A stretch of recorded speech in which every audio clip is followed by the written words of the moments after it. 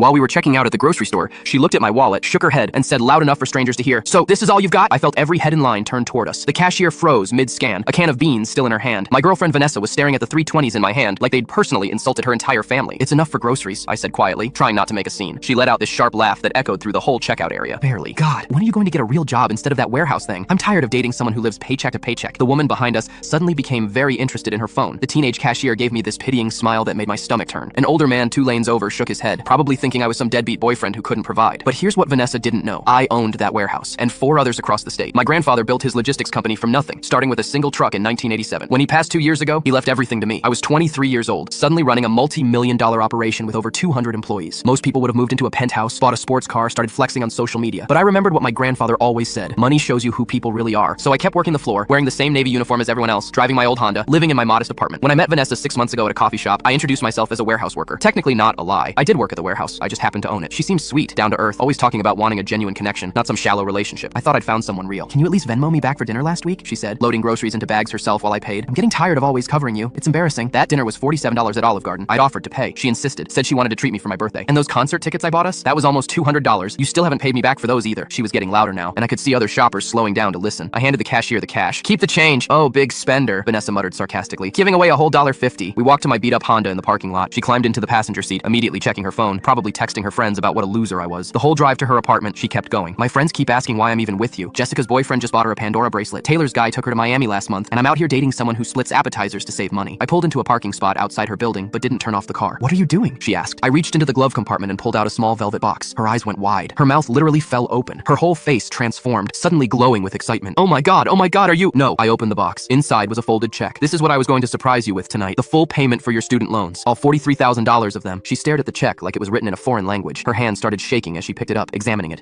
Where did you get?" "Because I'm not just a warehouse worker, Vanessa. I own them. 5 locations across 3 states, 30 million in revenue last year." I watched her face cycle through confusion, shock, and then the dawning horror of realization. I wanted to meet someone who'd love me without knowing about the money. Someone who'd be with me when I showed up in a work uniform and split appetizers. I took the check back from her trembling hands. "You just humiliated me in public over $60 in groceries, while I was literally planning to change your entire life." The color completely drained from her face. "Wait, no, I didn't mean." "You meant every word. I heard exactly who you are in that checkout line. Please, let me explain. I was just stressed. I didn't." "You told strangers I couldn't provide for you. You complained about covering a $47 dinner while I was carrying a check that would have freed you from debt." I put the check back in the glove compartment. "Now you know what I've got, and you'll never see a penny of it." She tried to speak, but nothing came out. I could see tears forming in her eyes, but they weren't tears of remorse. They were tears of someone realizing they'd just lost the lottery. "Get out of my car, Vanessa. Can we just talk about this, please?" Her voice cracked. "I made a mistake. I was being stupid. I do love you, I swear." "You love what I have. That's not the same thing." I reached across and opened her door. "Get out." She sat there for another moment, probably running through every possible thing she could say to fix this, but we both knew there was nothing. She'd shown me exactly who she was, and I'd never unsee it.